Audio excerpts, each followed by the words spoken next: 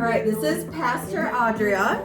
Her and her husband are pastor of the largest Methodist church in Havana. They were our hosts. And her ministry, a lot of it is based around music.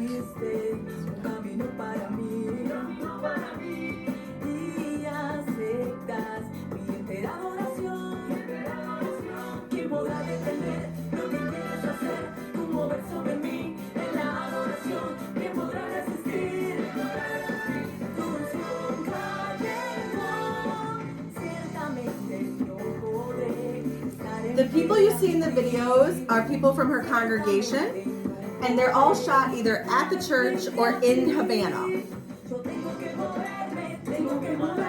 Anyone speak Spanish? Can you catch that?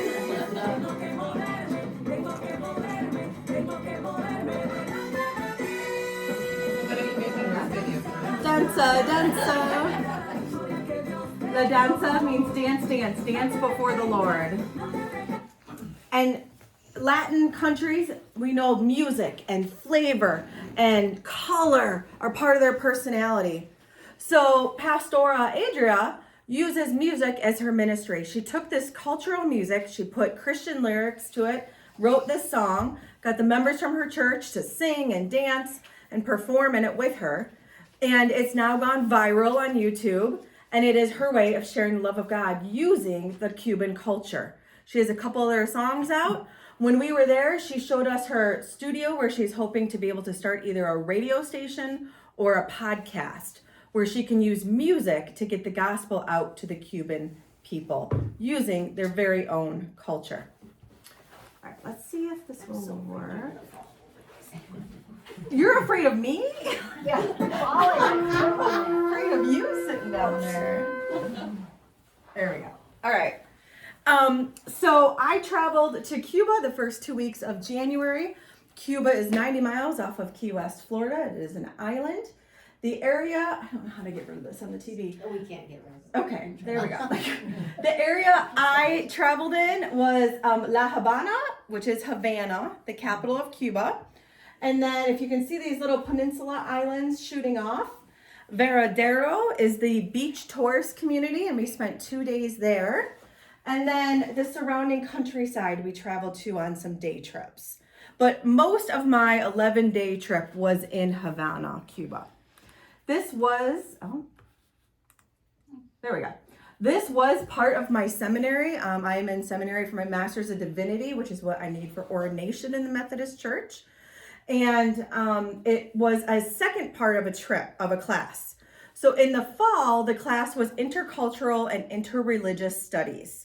And it was talking about how do you enter other cultures or other faiths and staying true to yours, and yet enter into where the Holy Spirit can be allowed to work in those relationships. That was the intention of the class. And then the second half was this immersion trip where you put it into practice. So we entered other religions, other cultures with the intention of letting the Spirit work in those relationships. And that's exactly what happened. The Spirit worked in those relationships. This is the team of other students. There were 9 of us total, all pastors from all over the country of America. This is Guillermo. Guillermo is the pastor of Havana Central Methodist, and his wife, Adria, who was in that music video that you saw. They were our hosts, and that was the church we worked with in Havana. When you go to Cuba, there are 2 different ways you can stay. You can stay in a hotel that is run by the government. Now, whenever I refer to the government, you have to keep in mind we're talking communist government. Okay, the revolution happened in the late 1950s with Fidel Castro. His brother is still in charge, and the communism runs throughout the country in every aspect of the culture. And so we'll talk a little bit more about that as we go through.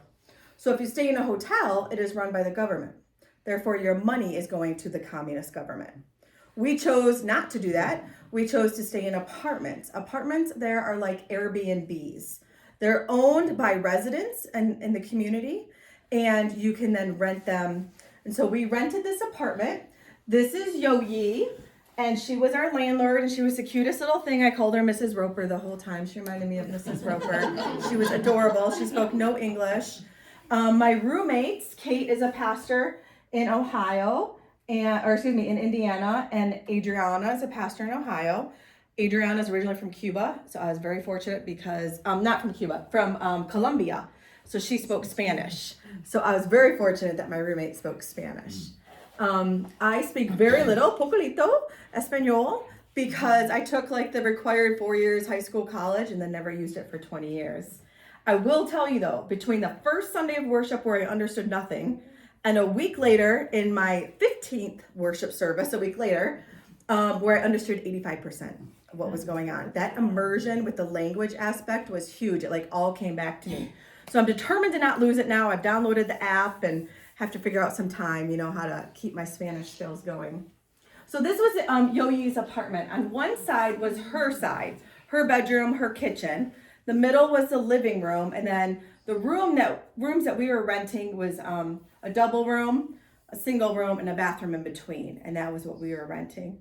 And so these are examples. Here's the front room and her little kitchenette. Here is my bedroom and Kate and I. And then here's the little dining room table in her front room. And you can see that it looks right out of the 1950s, doesn't it? The antique furniture, it's gorgeous. This is a running theme throughout Cuba. Stuck in time, just everything. When that revolution happened in the late 1950s, the United States placed embargoes and refused to do trade with Cuba. And it halted everything. Other countries and allies, of course, joined in on that over the years, and it just kept the country frozen in time. When Trump was president, he renewed all of those embargoes and actually doubled down and even increased them, hurting Cuba even more. So, I'll keep my political beliefs to myself. And so it literally, there's nothing there to say update an apartment with. They have cool cars. So yeah, we'll talk about that. I'll show you some of those. This I do want to point out because this comes into play a couple of times. So this is the bedroom, right? Here's my air conditioner, and here's the blinds, right? These cracks, these are open air. There is no such thing as screens or windows in Cuba. It doesn't exist. So this literally goes right out to the street. Bugs come in, air conditioner goes out. I mean, it was crazy. Right open to the window. You heard everything on the streets all the time. So you can't lock your doors and keep people out either. They can come in through the windows. Right. You'll see, I'll show you some pictures where there's bars on all the windows. Okay. That's how they did that. Yeah. Just so you know, Trish, I know people from Colombia, and it's the same way in Colombia. Yes, exactly. And that was one of the interesting things about having Adriana as my roommate, was the cultural comparison. Now this is the Cuba that tourists see. Beautiful, so much fun. This is called Old Havana. It is the tourist area. If you can picture like how European cities are made in a square, right? There's like a central square. This is the same thing. Old Havana has a central square. And along it just lying the gorgeous buildings, the beautiful architecture, the colors everywhere, archways everywhere, arches were everywhere. It was just gorgeous. The artwork, this is where they also had a lot of vendors for tourists to buy stuff from. The artwork was phenomenal. It just felt so rich and so alive. Does anyone recognize this? Ernest Hemingway, American author, lived in Cuba, right? And if you ever know like 6-toed cats, that's like a Hemingway thing. And this is the bar that he would go to and write when he was in Havana. And so the tourists were like, come get a cerveza. Anyone know? Beer, right? Beer at Ernest Hemingway's bar. That was like one of the tourist spots. So yes. Who are the tourists then? Oh, excellent. So Americans can go on certain visas. So 5 years ago, that was not true. Americans weren't allowed to travel there. We are allowed to travel there now. You can go on an education visa. You can go on a tourist visa. And there's one more visa, I'm not going to remember what it's called. But we went on education visas. Most of the tourists are Europeans. The week that we were there, the 2 weeks that we were there, it was a lot of Germans. It must have been German holiday time or something. There were a lot of Germans when we were there. Not Canadians. Yeah, there were a lot of Canadians too, yes. But we met a lot of Germans at the resort we went to, and we met some Russians also that we interacted with. So Was there much English? Okay. no. If you were Cuban, they did not speak English. Very, very rare. And very, very little English. Enough to tell you how much it was in dollars versus pesos kind of thing. Is that because of the communism? Yeah, the education is locked down. It's a public education, which means it's run by the government. Yeah. So how did you interact with the Russian tourists? They spoke English. Yeah. So you mentioned cars earlier. There were gorgeous, gorgeous cars everywhere you went. Now, if you saw an older car that was a little beat up, that was a citizen's regular transportation. That was their vehicle. Okay. If you saw one of these fancy cars that were all sparkly and shiny, these were taxis. These are people who have restored their vehicles. They run them as their own business. They are certified taxis, okay, certified by the government. And they gave tours and operated as taxis. So this pink one, Adriel was a member of the church, and that was his business. And one of my bucket list items that I was like, I need to do this when I'm in Cuba, is I wanted to ride in a classic car, especially as a Detroiter, loved classic cars. So that was my passion. So when he pulled up to church in the bright pink convertible 52 Chevy, I was like, Adriel, let's talk. And he gave us an incredible tour of the city and got to ride in the convertible. And my friends were generous and let me sit in the front because they knew it was on my to-do list. This vehicle down here is a 52 Mercury. And we use this as an actual taxi. We went from point A to point B. With Felix was our driver. He looked like Chris Hemingworth, so we just called him the Hammer, if you know what I mean. And That's a bonus. yeah. I may have taken a couple pictures. And any vehicle you can get though down there is precious commodity because there are no new vehicles. You can't get American imports in there. If you saw a newer vehicle, it was a government official's vehicle that had one, money, and two, access to imports. Regular citizens didn't. There is not such thing as a modern vehicle in the entire country. So, Trish, do they pass the vehicles down from one generation to another? Yes.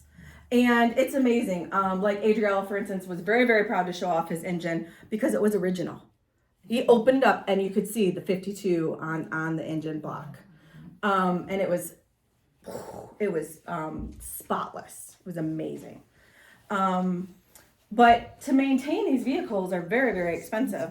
And when you don't have resources, so for instance, Adriel said it is cheaper for him to fly to Miami, buy from Amazon his spark plugs, get them shipped to his brother's place, and then smuggle the spark plugs back to Cuba than it was to buy them in the black market.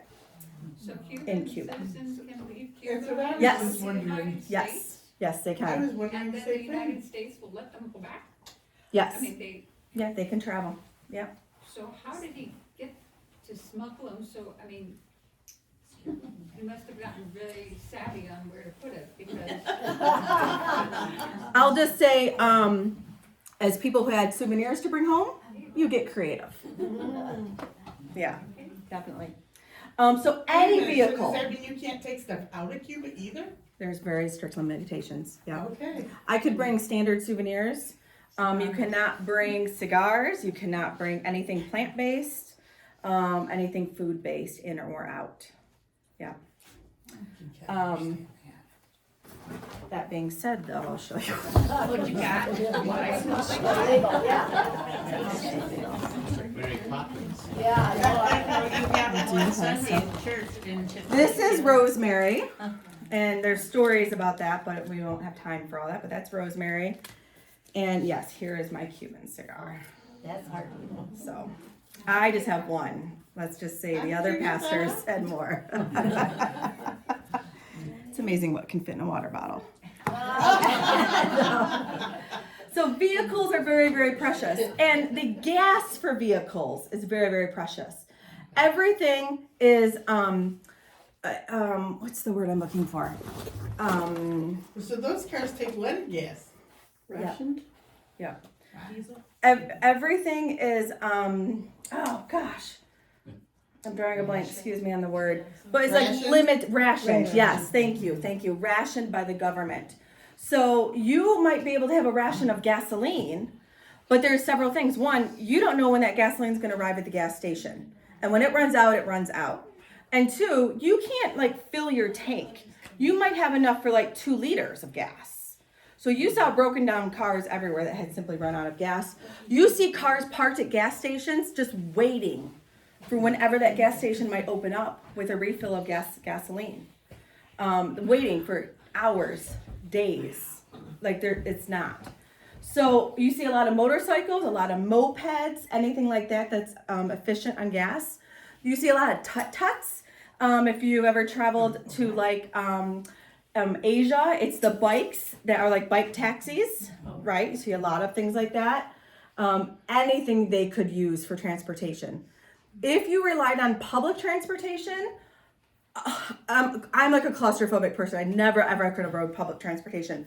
People jammed in these buses to where there is no room to move, much less breathe. I don't know how they do it. I mean, we would see these buses drive by and it's just wall to wall people.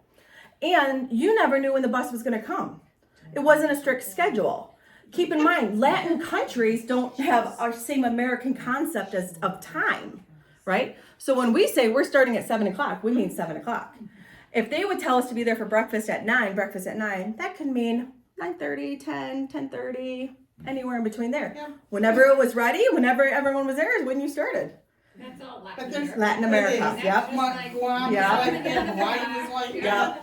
So Colombia is like now that. apply that to the bus schedule, Oh, right? geez. So if you know you're supposed to be at work at 9 and the bus could come anywhere between 7 and 10, what do? So that's why people really tried to have their own transportation and why it was so precious.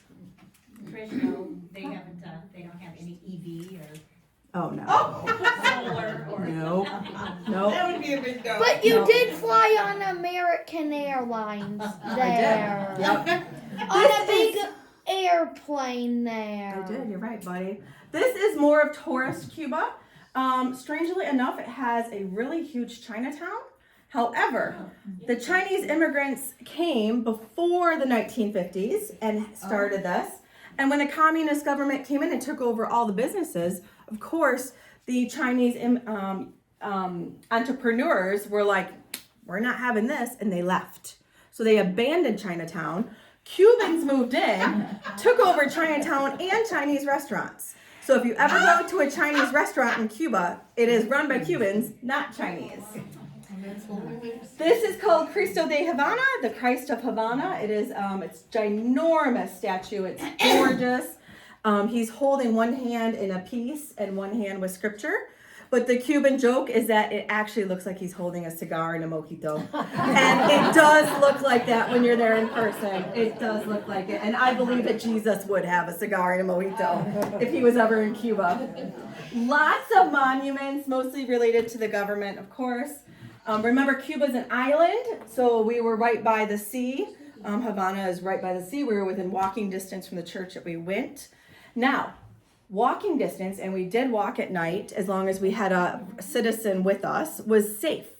The crime rate in Cuba is actually very, very low.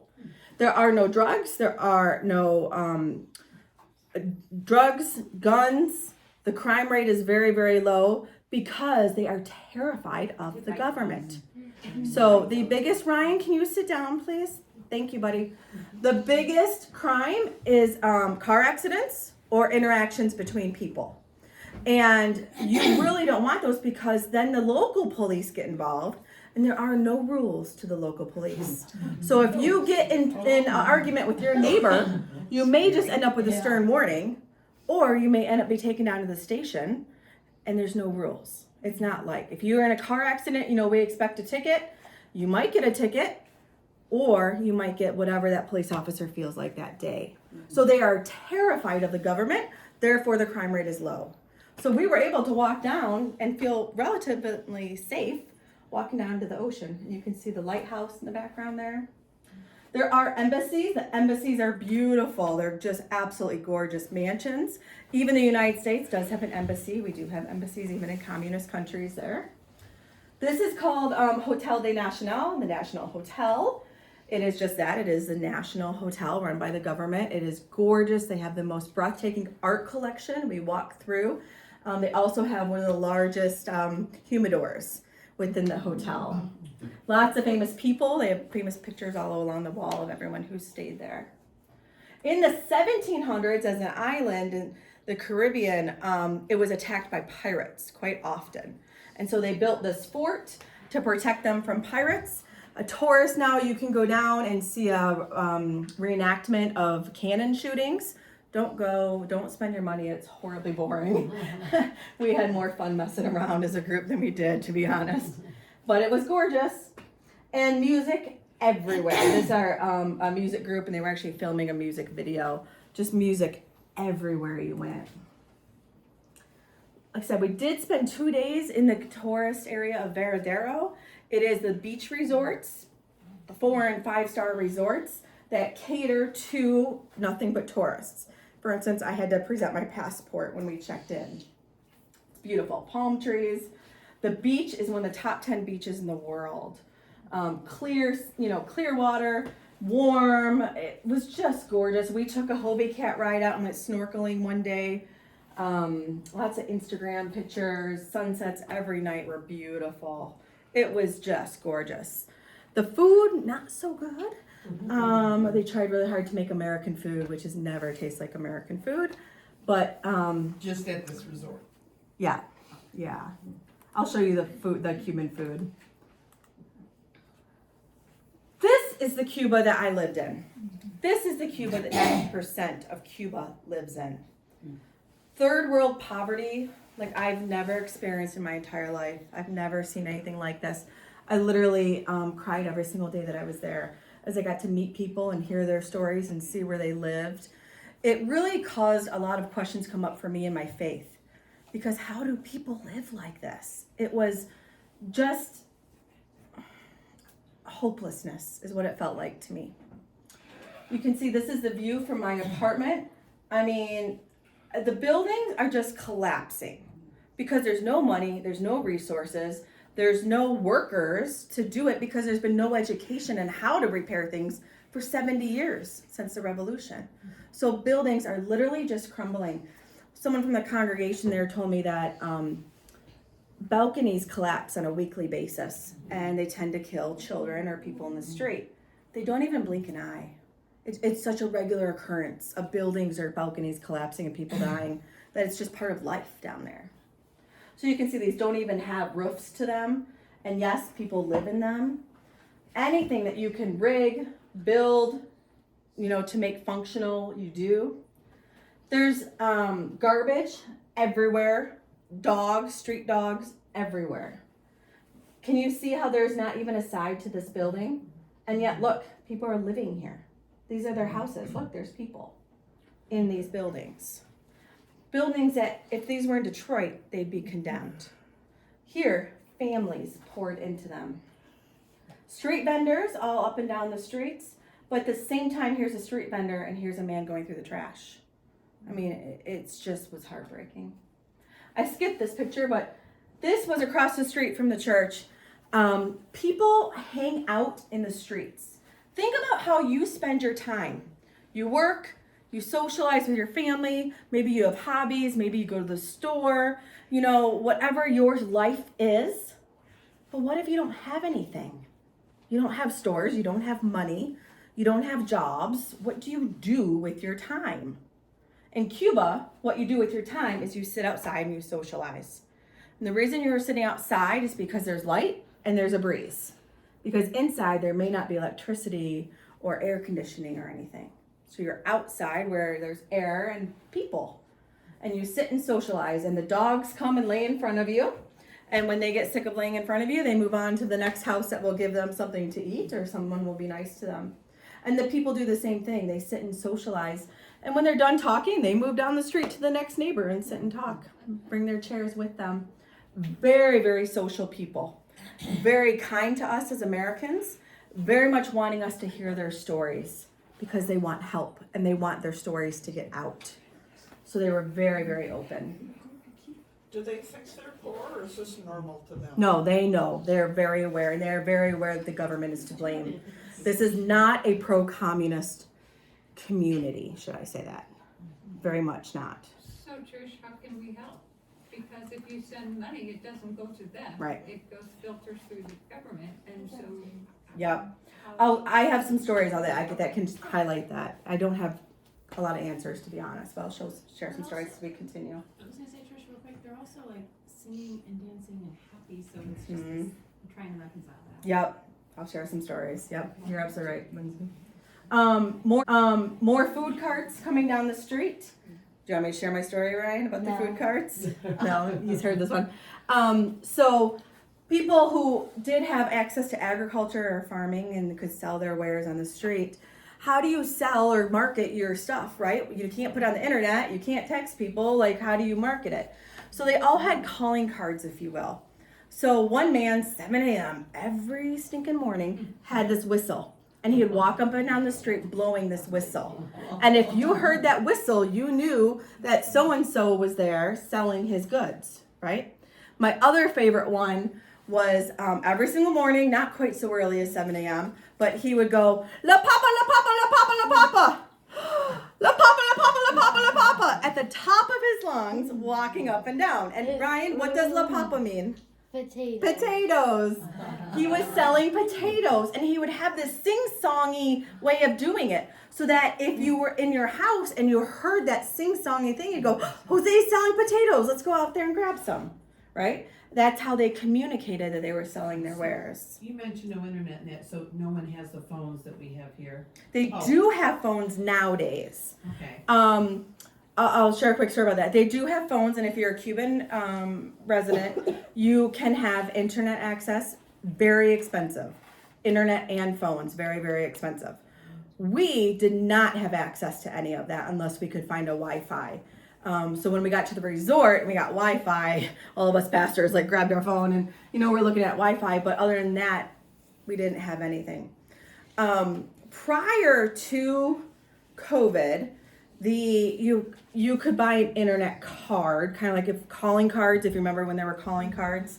You buy this internet card and then you go to a park where there was Wi-Fi, and this internet calling card would allow you to connect to the Wi-Fi. So people would go to these parks and stare at their phones if they could afford it, right? But then when COVID happened, people kind of got locked down a little bit, and so there were tensions rising, and then they would still go to these parks, and what happened was there became a government uprising, because now you had people gathering in public places in tense situations with access to essentially education through the internet, and tensions started to rise. And the government, anything that's threatening to the government gets shut down, and they literally shut off the internet. And so there was no internet for Cuba for quite a while. Now it is slowly back up and running, and like I said, you have to be a citizen or a resident there to have it. But it's very isolating. For instance, one of the young girls did this to me, this heart. Anyone know what that means? Who does that, Ryan? Taylor Swift, right? That's a Taylor Swift thing. And she did that to me, and I said, oh, are you a Swiftie? She had no idea who Taylor Swift was. Very isolating. Other things in this picture is if you own an apartment or a home, so like this turquoise thing is considered an apartment or a home, you could have a business in your home. Now you cannot have a business just in of itself. Only government has businesses in and of themselves. But as someone who owns property, you could have a business. So this was across the street from the church, and you can see the bars on the windows that we mentioned earlier. And this window, every single morning, they sold Cuban coffee. And this window, every single afternoon, they sold homemade ice cream. So, and there were always lines for both, and that was how they made money. So this apartment was across the street from the church also, and she was a barber. So there were people coming in and out all the time to get their hair cut. This apartment had 1 bedroom, 1 living room, and 1 bathroom. It had 3 generations and 10 people living in that space. It was crazy. And you can see the decay of how Everything is. One bedroom, one bathroom, one. And one living room. Yeah, 10 people. Example of just more street vendors and people picking on their corners, you know. Was the coffee good? So much like when you go to Mexico, you have to be careful what you eat and drink. Same thing in Cuba. You have to be very careful what you eat and drink. So I'm not a coffee drinker to begin with, so I did not try it. I was very careful because Cuban coffee is excellent. so it's very thick and very sweet, I was told. But I was very careful what I ate because I did not want to spend my time sick. When I talk about the toilets and stuff, you will understand why. Trish, do they have restaurants in people's houses? Yes, yeah. Do they have bottled water for you? You could buy bottled water. Yep. I'll show you. I think I have it in here how we accessed our water. Yeah. So Adriel, the man with the pink convertible who gave us a tour one day, took us down to this park. And we're like, oh, this is beautiful. And, you know, there's me and my friends all posing at the park. And he's like, we're like, oh, it's a pretty river. He goes, oh, yeah, it's where they do the sacrifices. Oh. And we're like, what? In Cuba, there are two main religions. There is Santera and there is Christianity. Santera is a satanic religion. And it is dominant in Cuba. It is kind of a witchcrafty, naturistic kind of religion. The very... I'll share briefly. I'm not gonna be done in time. Sorry. We were in the Miami airport on our way to Cuba, and me and a couple of my friends were sitting there talking, and this woman comes up and she's like, "Oh, I heard that you guys are on your way to Cuba. I'm coming back from Cuba." We're like, "Oh, give us some tips. You know, tell us what we need to know." And she gives us some tips, and then we're like, "Why were you there?" She goes, "Oh, I was starting a revolution." I was like, all right, cool, right? Like government through the... No. She goes, a revolution for Satan. What? She was part of the Santera religion. So that was literally, we had not even left the United States yet. So that religion is here in the U.S. as well? Somehow there was some connection. I was so shocked, I could not even ask any more questions. My friend was sitting next to me and I kind of like grabbed his knee because I was like, kind of freaked out. Couple hours later that same day, we're in Cuba. We're moving into our apartment, which is about two blocks down from the church. So it's at night. It's dark. We're moving into our apartment. And we see all these lights and we hear this great Latin music just pouring out in the streets. And we're like, yes, like a club. And we're dancing. And we're like, this is great. One of the people from the church that was helping us with our luggage said, stop, don't dance. We're like, why? He goes, that's a Santera worship service. This worship service literally across the street from our apartment. And it was so loud that it was invasive. Now, remember what I said about the windows, right? I couldn't close a window. So we heard this music and the three of us women were rooming together and very unsettled that this was happening right across the street from us. We could not fall asleep. It was that loud and that invasive. And so my friend Adriana said, well, let's pray. Like, that's all we know how to do, right? So let's pray. And as we are praying, the music stopped. And it went on a couple minutes here, a couple minutes there throughout the whole night, but we were able to go to sleep. It was that much of a spiritual warfare presenting itself. And then things like the river. So they go down to this river, they kill and sacrifice chickens, put the blood all over themselves, and then enter the river in a cleansing ritual. This is down in Old Havana, and we saw these women in these beautiful dresses all over, and we think, oh, photo ops. No, they are Santera women who are doing photo ops with tourists, and that's how they one of the ways they raise money for their religion. But you would never know that. You just think, oh, beautiful photo op, right? There's a very real spiritual battle going on down there, a very real spiritual warfare battle. Which is the Are government. you safe to say you're a Christian? Yes. Okay, Yeah. they don't target you or... No. Does the government support one or the other? No, the government stays neutral when it comes to religion unless that religion becomes a threat to them. Okay. So for instance, the pastors of the church I worked at, they were allowed to do their ministry without any real interference from the government because they changed the community around them to where the police were less involved, the streets were cleaned up, people were being fed and their needs were being met as a result of the ministry of this church.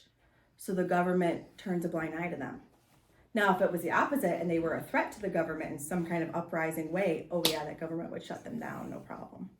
Yeah. So can you differentiate, like, when you hear the music, and how do you know I what could not. music you're listening to and what groups you're, So the locals know The locals what know. music they're playing and Yes, I could not tell. The only other way that you could really tell a Centera person besides the touristy thing is they would often wear all white if they had been cleansed by their rituals. So if you saw someone wearing all white, if you ever go to Cuba, do not wear like white sundresses because those are Centera signs of that religion. So the spiritual battle that was happening here, this is actually the outside of the church, the Central Havana church that we worked at. You wouldn't even tell it was a church. But inside, beautiful stained glass window. This is of the woman at the well. And you can see the people worshiping. And the worship services, I spoke about this on a Sunday, 2 Sundays ago? I don't remember. Intense, 4 hours long, movement of the Holy Spirit like I've never experienced before. I saw literal miracles before my eyes, healings, deliverance, meaning evil spirits being drawn out of people. It is Pentecostal or charismatic in its feeling, but energetic, authentic, powerful worship. A lot of their worship songs have to do with freedom. So there's freedom in the house of the Lord. That's what this says. A lot of their praise songs about freedom, liberty, what God offers to you as an individual. That's how they fight that spiritual warfare, is on their knees with the Spirit moving like I've never experienced in my entire life. I have a QR code at the end if you want to see my religious presentation I did, or I spoke last night specifically on spiritual warfare to the youth group. I have both of those on my YouTube I can share with you. So the government aspect we've talked about a couple times, graffiti everywhere, but a lot of it was political graffiti. Can you see this? It says 2 + 2 = 5, ? Any idea what that political graffiti would have meant? no. George Orwell, Say more. 1984. A lot of it is about Communist brainwashing. communist brainwashing not adding up. Not adding Think up. about 2 + 2 = 5 ? Something's not adding up.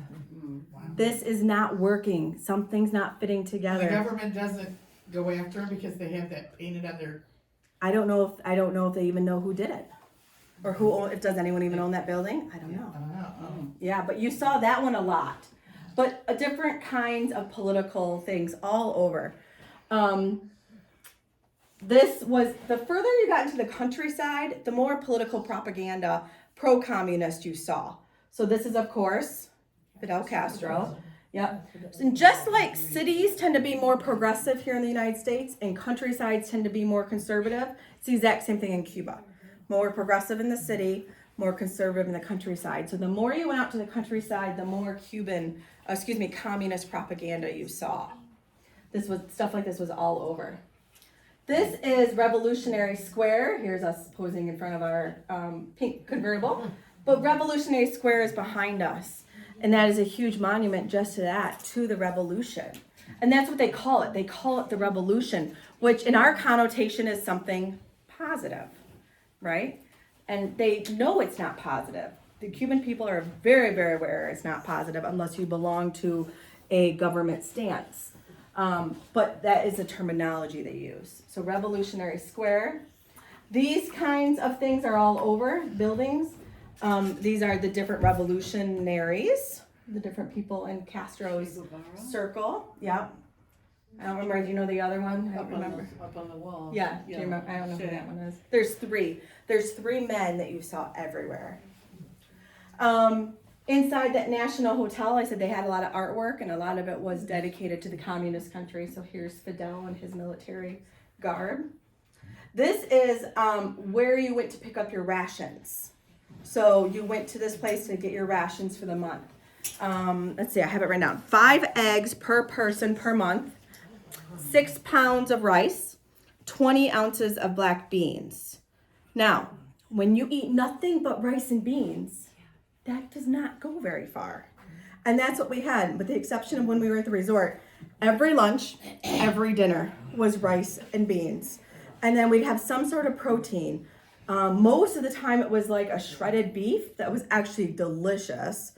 Sometimes we had chicken maybe once, we had pork a couple of times as well. But the food rations are not enough. When we were at the resort, we were at an omelet bar, and I'm waiting to have my omelet made, and there's like 20 choices, what you can put in your omelet. And the guy making it was just like a whiz. You know how they get at those omelet bars, and there's this giant bowl of eggs. The woman who was cleaning the floors came up to him and kind of whispered to him, and he took 2 eggs, and he went like this, and he passed them to her, and she put them in her apron. It was worth it to her to risk her job to steal eggs, because that's how limiting their food is there. Right in front of and we were watching and we were like shocked, right in front of our eyes, because the food is so limited. You often end up going to what they call the black market. Now, the black market is this weird thing. It's not exactly what we think of as black market. It's where they can go buy stuff that is not provided or sponsored by the government. And so technically it's illegal because of that, and yet the government is fully aware that it's happening. And of course they take their cut in taxes and stuff too, right? So it benefits them, so they let it happen even though it's not technically legal. So Stores then, the stores are government run stores. Yep. So they're very expensive and they're very regulated. But even then it's very limited, because you're an island, right, with limited capacity, so where do you even get the imports to sell? So I have a question. So we can't bring Cuban cigars back to the U.S. Mm-hmm. But if you flew from Canada, Right. you could, correct? I believe so. Yeah. Canada has a He's saying yes. yes. Ron knows. When we were on a cruise ship once, those people that weren't coming in through the U.S., Yeah. they could buy Cuban stuff, but anybody was coming into a port. And that's because of the embargo. Right. You could not. Right. So it has to do with our government. Tricia, quick question. So if a person, does really, really well in their ice cream store, run out of their home, does the government take money from them? That's a good question. Threat at some point? I do not have a clear answer on that, so I don't know. When we started to talk about the government with the citizens, there was definitely a guard up. And even the pastoras of the church were guarded because they didn't want anything to harm them. So there were a lot of things that didn't quite make sense. Like you could have a black market that was illegal and yet it wasn't illegal. You know what I mean? It was because I don't know. That's, sorry. 2 + 2 = 5. Right. Right, seriously. The education is public education. It is run by the government. So indoctrination into that. They wear uniforms. Elementary students have red bottoms and white tops. High school students have blue bottoms and white tops. And it is free to attend the school. You have to buy uniforms. You're limited to 2 uniforms. So there was a whole black market selling uniforms too. It was crazy. But further education, like say college or any kind of training, is very, very limited and very, very expensive. Yeah, so. And only government official families get to go, correct? And they would go to private schools. Yeah. These are just some random pictures, but we drank, let me go to this one first. We drank water. I drank water. This is filtered water that the church provided, had a filter on it. Literally a hose in the wall. So as my friend Kate, we filled up our water bottles. I had a filtered water bottle on top of that because of this. I was paranoid about being sick. However, halfway through my trip, I was craving soda so badly. Nothing's cold either. This is not cold. And so one of the little houses was selling soda from their front window. And I went and was able to negotiate a soda. It cost me $1 American dollar, $1 American dollar. And it says Santa Cola. Santa Cola means holy soda. And I was like, it is holy. And it was cold. So I'm like holding the can all over my body because it was cold. It was so good. Now this is like Walmart flavored soda where it's a little bit off. This was not Coke. I did not care. I was craving it. It was absolutely delicious. When I went to the resort, they had actual Coke that they mixed with very cheap rum. So, very cheap rum. Everything is open air. So this is a courtyard, literally in the middle of the church building. And so think of when you go to Florida, it rains for 20 minutes and then it stops, right? So if you have an open courtyard, they were constantly mopping the inside of the church from the rain. And people would do the same in their streets because there's no way that rain didn't enter their apartments, right? When your building is decaying. So you constantly saw people sweeping or mopping water out onto the streets. The toilet situation, as I mentioned, notice no toilet seat. The only place I ever had a toilet seat was in my apartment, nowhere else. No toilet seats, it's porcelain, just the porcelain. And the trash can. One thing I was told to bring to Cuba was toilet paper. So I had half a suitcase full of toilet paper because I didn't know what to expect. And it's a rationed item down there. So they don't have enough for people of the church to use, or people they're, renting to use. So you have your toilet paper. Now, there is no true sewer system there. It is from the 1950s. And so you cannot flush your toilet paper. So every single trash can, every single toilet had a trash can next to it. And that's where your toilet paper went. So everything stunk everywhere you went as well. Our extra toilet paper we left. I had like 3 rolls left. And all my roommates did too. So we left it for our landlord and she cried when she saw that we had left our toilet paper. This is an average breakfast, rolls, eggs, and fruit juice. Again, never cold. I never tasted it. I'm not brave when it comes to food. So this is papaya. If you go to Cuba, never ever say the word papaya. It means lady parts in their language.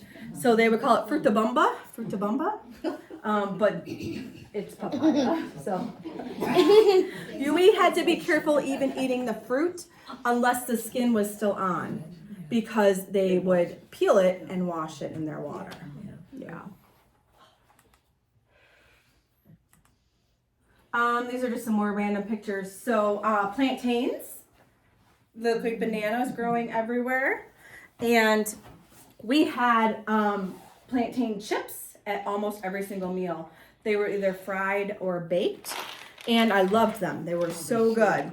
Now I came home and I found some at Myers, and I got all excited. If you've already heard the story, I apologize. That I tried the Myers plantains and I literally spit them out. They were disgusting. Do not buy Myers plantain chips.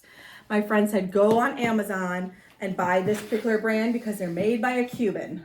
And they are phenomenal, and they are really wonderful. I'll throw those around if you want to try some. Grab one, pass them around. Cemeteries in Cuba are above ground because of sea level. Think New Orleans style. The second largest cemetery in the world is in Havana. No idea why, but it's in Havana.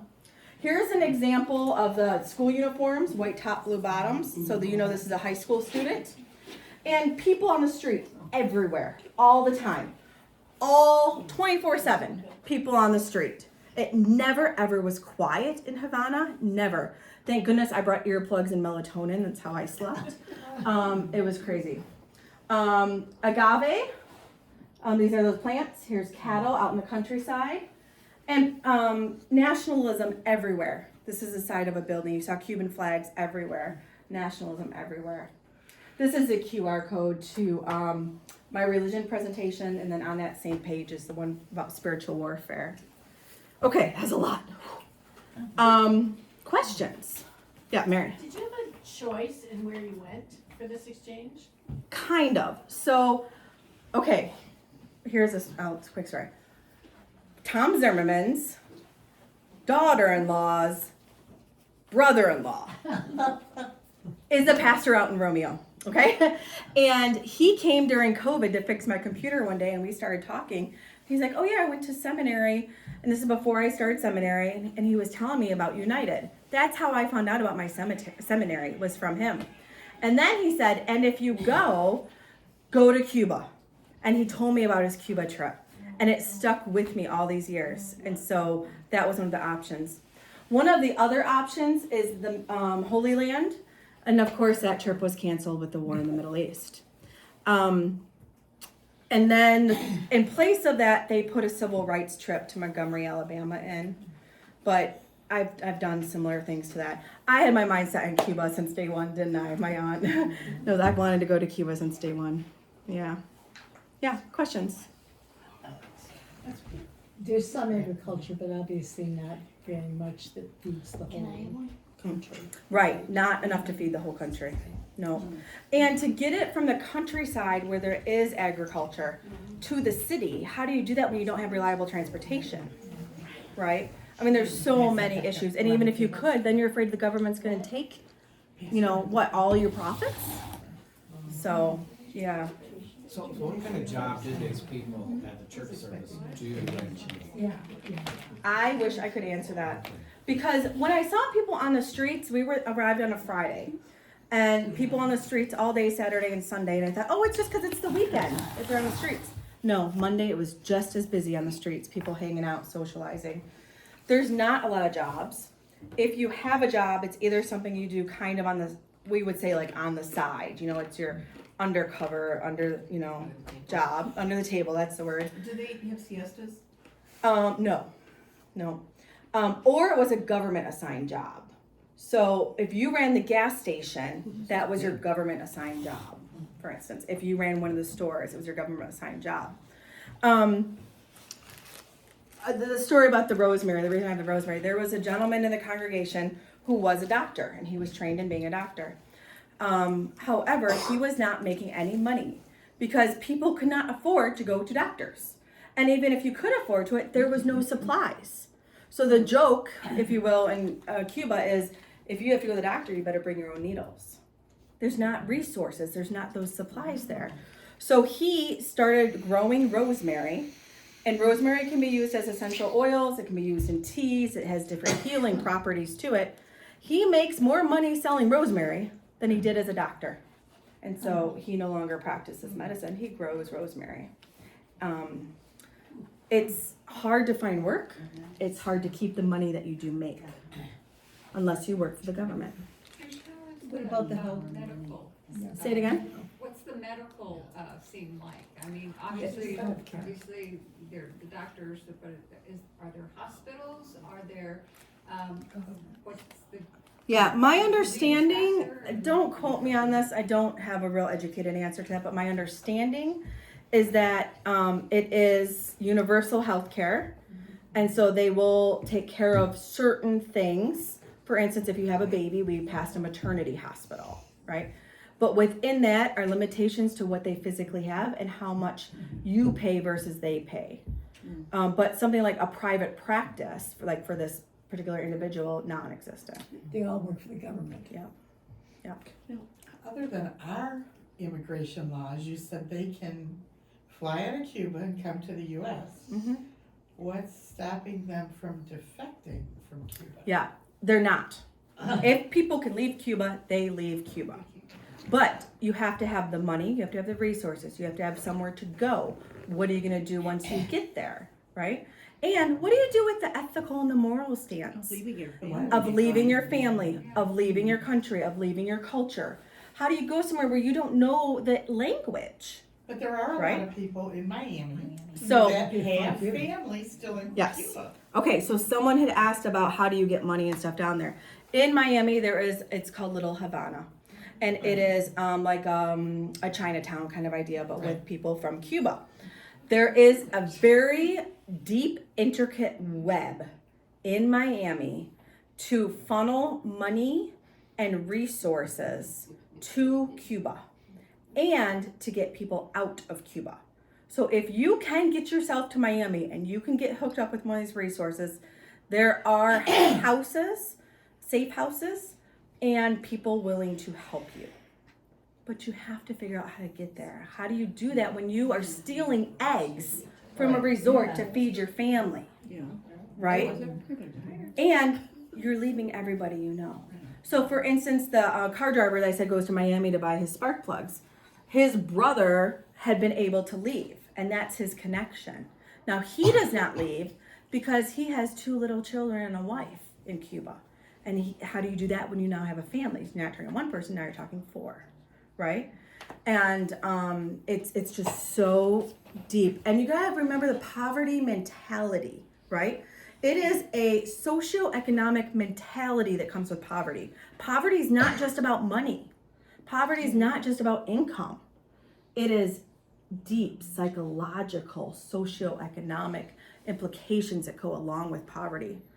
I did not expect to be personally impacted by that, but I'll tell you a quick story. We were doing a children's festival one Sunday afternoon for the children of the community, and 300 street children showed up. They sat through a 2-hour drama and music presentation from the church that was from Christmas to Easter. It was the birth through the death of Christ. And they were sitting on the street floor, like on the street, wall to wall, right next to each other to watch this presentation. Because they knew at the end that they were gonna go home with this plate of food. We had a slice of cake, a peanut butter sandwich, 2 pieces of candy, and juice for these children to take home. And they were willing to sit there for that 2-hour presentation in the heat on a Sunday afternoon that they could take home a plate of food. And so this led to this conversation among our students about poverty and food and these poor children. And it struck a chord with me because I grew up in a very low income family. And I knew that when my dad served pancakes for dinner, it meant we had no money to buy anything else than pancake mix. And it struck this very deep chord with me and where I grew up and how I grew up. That I never thought it was one of these unseen baggages that you didn't think you were gonna take. And that's why I said when I cried every single day over the poverty level there, part of it was me kind of coming to a healing point within my past, but it was also seeing these heartbreaking children.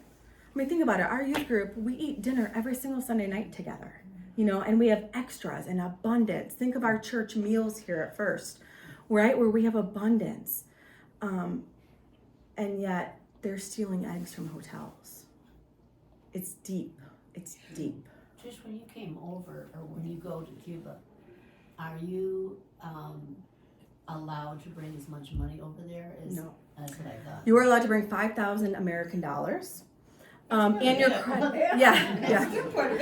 and your credit cards will not work unless you are at one of the fancy resorts.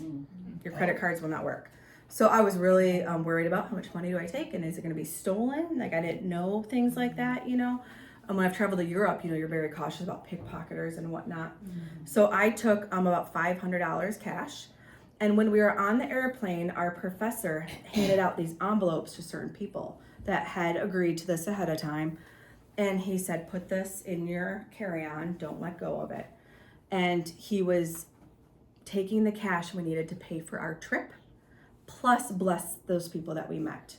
So they were literally mules, if you've ever heard that term about mules, carrying cash up to this $5,000 limit. And I do not even want to guess that total amount of what he handed out, but we were taking our government max. We went to a bunch of missions, they call it. The church has these mission sites that they've set up that are basically mini churches or house churches throughout the Havana area. And we took a collection among all of us students. We had been given an X amount of money from the school for this purpose. And it's like built into our tuition and stuff. So we, there were 20 of us at one point, we each gave $5, so $100 plus some. And we would go to these missions and pray over the pastors of these home churches and then hand them the cash. Every single time there were tears. $100 American changed their life. An average Cuban pastor makes $11 a month. American, $11 a month American as a pastor. And so then to hand them essentially what would have been a year's worth of income was a blessing to them. To receive a blessing from an American pastor was considered a point of honor. We were looked at as like dignitaries and treated like dignitaries and had some cultural things put on us as dignitaries. And so to hand them this amount of cash, I mean, think about it. I have a Myers order I have to pick up that is $100 Myers order I didn't even think about, right? But to hand it to them was so powerful and so emotional, and to pray over them was such an honor to them, but it became an honor to us. I got to pray over one of the churches at one point, and it was phenomenal. Yeah. Now, how would they translate or exchange the American dollars for dollars that they could spend? A lot of time they would not. Stores. Cuban pesos are worth crap. They're worth nothing. 25 Cuban pesos is an American dollar, I believe, was the exchange rate. But they're worth nothing. Everything is in both dollars and Cuban pesos. So they probably didn't. They probably kept it as American dollars. Okay, so Because it had more black value. market. Yeah. Okay. Yep. Yep. Last question due to time. Yep. When you spoke with people, is there a feeling of hope or hopelessness? Thank you for or coming back to that. Positive? Yeah. You know, So we're driving around in this pink Cadillac, right, with Adriel, and he's a person from the church, and he's telling us all this, like, he really educated us on a lot of life and communism and everything down there, and he was just this lovely, lovely man. And I said, this is very depressing. This is very depressing. This is very heartbreaking. And I told him, like, how devastated I had been throughout this trip. And I said, how do you possibly find hope? Like, how do you keep going and put one foot in front of the other? And his response was Jesus. He's like, my hope is in Christ and Christ alone. Now think about that classic hymn, right? My hope is in nothing less than Jesus Christ. Jesus, my confidence. And that lyrics to that song took whole new meaning to me. And he was 100% authentic and genuine in his response. My hope is only in Jesus. I think that's one of the reasons that religion, whether it's Christian or not, I think that's one of the reasons that religions are making an impact in Cuba, because it's providing hope that exists nowhere else. It was a very hopeless, depressing experience, but then you saw glimmers of God breaking in. These little God experiences that happened every single day I was down there is only found in Christ. That's a great way to end. Can we pray for Cuba? Let's close in prayer. And if you're not comfortable with prayer, just sit with us in that space. Lord God, I just want to say thank you. I want to say thank you personally, as this experience is life-changing and has so deeply impacted me and shaped my ministry, Lord. And I just ask that this church find a heart for what breaks your heart, Lord. That our eyes are open to the many different levels of all these economic and socio issues around us, Lord. That we are called to be your servants, even here in our very own communities, Lord. Please let the lessons of Cuba and the hope that is found in you alone live through each person in this room. In your son's name, amen. Thank you for having me. So thank you.